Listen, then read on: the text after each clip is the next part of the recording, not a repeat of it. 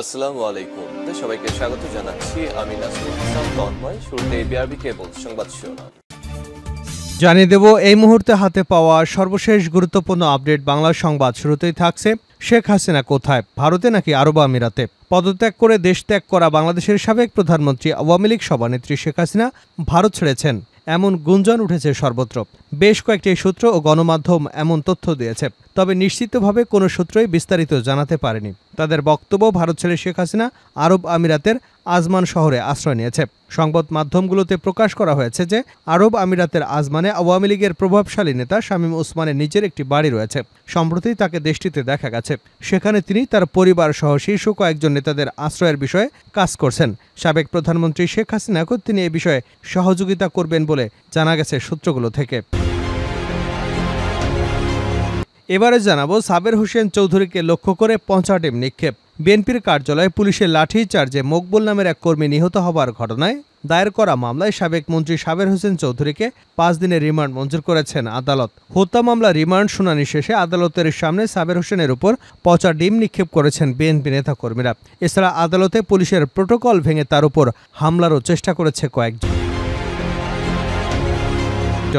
জানাবো আবু সাইদকে সন্ত্রাসী আখ্যা, নির্বাহী ম্যাজিস্ট্রেট উর্মি বরখাস্ত। ওএসডি হওয়া লালমনিরহাট জেলা প্রশাসনের নির্বাহী ম্যাজিস্ট্রেট তাপসী তাবাচ্ছুম উর্মিকে সাময়িকভাবে বরখাস্ত করা হয়েছে। আজ সোমবার জনপ্রশাসন মন্ত্রণালয়ের জনসংযোগ কর্মকর্তার পক্ষ থেকে সংবাদ মাধ্যমকে এ তথ্য জানানো হয়েছে।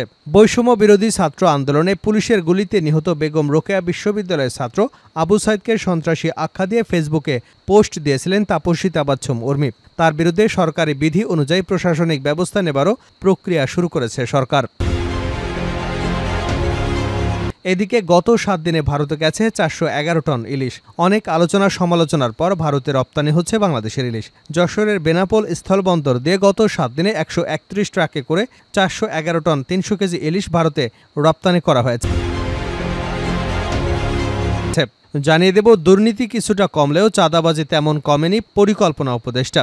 দুর্নীতি কিছুটা কমেছে বলে জানিয়েছেন পরিকল্পনা ও শিক্ষা উপদেষ্টা ডক্টর ওয়াহিদুজ্জামান মাহমুদ। তবে চাঁদাবাজি কমেনি বলে জানিয়েছেন তিনি। সোমবার প্রধান উপদেষ্টার কার্যালয়ে অন্তর্বর্তীকালীন সরকারের দ্বিতীয় জাতীয় অর্থনৈতিক পরিষদের নির্বাহী কমিটির বৈঠক শেষে রাজধানীর শেরেবাংলা নগরে এনইসি সম্মেলন কক্ষে সংবাদ সম্মেলনে উপদেষ্টা একথা বলেন। এবং সর্বশেষ জানাবো, বাংলাদেশে আসছেন নেইমার ভক্তদের জন্য সুখবর। সবকিছু ঠিক থাকলে আগামী বছরের শুরুতে বাংলাদেশে পা রাখতে পারেন ব্রাজিল ফুটবলের এই সুপারস্টার। যেখানে আল হিলালের এই স্ট্রাইকারকে সামনাসামনি দেখার সুযোগ পাবেন বাংলাদেশের ভক্তরা।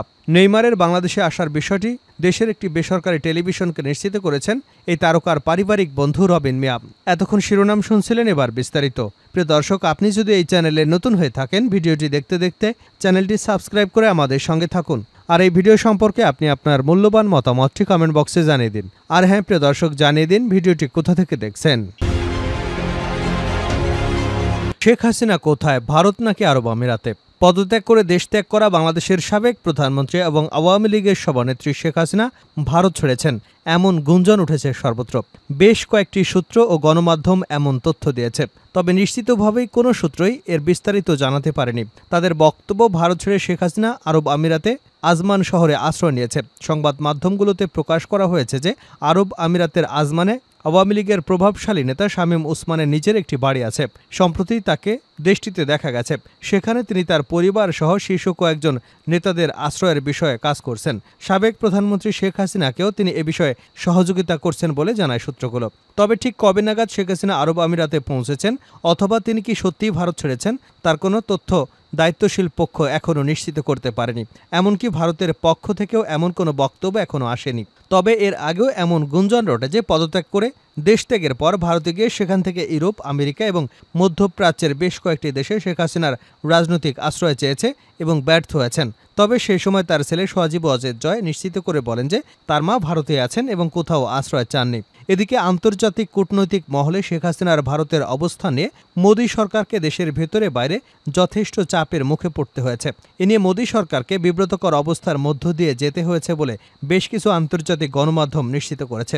উল্লেখ্য, গত 5 আগস্ট বাংলাদেশের ছাত্র জনতার গণঅভ্যুত্থানের ফলে শেখ হাসিনার বাংলাদেশের প্রধানমন্ত্রীর পদ থেকে ইস্তফা দিয়ে দেশ ত্যাগ করে ভারতে পালিয়ে যান। সেখানে তিনি গত গত 2 মাস অবস্থান করেন। দেশটিতে শুধু তিনিই নন, রয়েছেন আওয়ামী লীগের অনেক নেতা এবং শেখ হাসিনার সরকারের সময়কালের অনেক কর্মকর্তাও। সাবের হোসেনকে লক্ষ্য করে পচা ডিম নিক্ষেপ। বিএনপির কার্যালয়ে পুলিশের লাঠিচার্জে মকবুল নামের এক কর্মী নিহত হবার ঘটনায় করা মামলায় সাবেক মন্ত্রী সাবের হোসেন চৌধুরীকে 5 দিনের রিমান্ড মঞ্জুর করেছেন আদালত। সোমবার ঢাকার অতিরিক্ত চিফ মেট্রোপলিটন ম্যাজিস্ট্রেট মাহবুবুল হক রিমান্ডের আদেশ দিয়েছেন। এদিকে হত্যা মামলায় রিমান্ড শুনানি শেষে আদালতের সামনে সাবের হোসেনের উপর পচা ডিম নিক্ষেপ করেছেন বিএনপি নেতাকর্মীরা। এছাড়া আদালতে পুলিশের প্রোটোকল ভেঙে তার উপর হামলার চেষ্টা করেছেন কয়েকজন। এর আগে মামলার তদন্ত কর্মকর্তা পল্টন মডেল থানার উপপরিদর্শক নাজমুল হাসান তাকে আদালতে হাজির করে 10 দিনের রিমান্ড আবেদন করেন।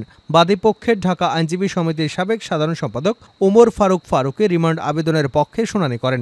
এদিকে আসামি পক্ষের জ্যেষ্ঠ আইনজীবী এহসানুল হক সমাজি রিমান্ড বাতিল সহ জামিন আবেদন করেন। সেই আবেদনের শুনানি শেষে বিচারক 5 দিনের রিমান্ডের আদেশ দিয়েছেন। এর আগে রোববার সন্ধ্যায় রাজধানীর গুলশান এলাকা থেকে তাকে গ্রেপ্তার করা হয়।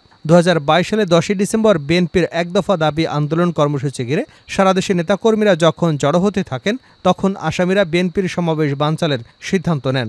2022 সালের 7 ডিসেম্বর অজ্ঞাতনামা 500 থেকে 600 জনকে আসামি বিএনপির কেন্দ্রীয় কার্যালয়ের সামনে ত্রাসের রাজত্ব কায়েম করেন। আসামিরা বিএনপির অফিসে প্রবেশ করে ব্যাপক ভাঙচুর চালায়। এ সময় পুলিশ বিএনপির কার্যালয়ে থাকা নেতাকর্মীদের লাঠিচার্জ এবং গুলি করে। এতে মকবুল নামের বিএনপির এক কর্মী আহত হন। পরে চিকিৎসাধীন অবস্থায় হাসপাতালে মারা যান তিনি। এ ঘটনায় মাহফুজুর রহমান নামের একজন গত 30 সেপ্টেম্বর সাবেক প্রধানমন্ত্রী শেখ হাসিনা সহ 256 জনকে আসামি করে মামলা দায়ের করেন। সেই মামলায় আসামি ছিলেন সাবের হোসেন চৌধুরী। আবু সাইদকে সন্ত্রাসী আখ্যা, নির্বাহী ম্যাজিস্ট্রেট উর্মি বরখাস্ত। ওএসডি হওয়া লালমনিরহাট জেলা প্রশাসনের নির্বাহী ম্যাজিস্ট্রেট তাপসী তাবাচ্ছুম উর্মিকে সাময়িকভাবে বরখাস্ত করা হয়েছে। সোমবার জনপ্রশাসন মন্ত্রণালয়ের জনসংযোগ কর্মকর্তার পক্ষ থেকে সংবাদ মাধ্যমকে এ তথ্য জানানো হয়েছে।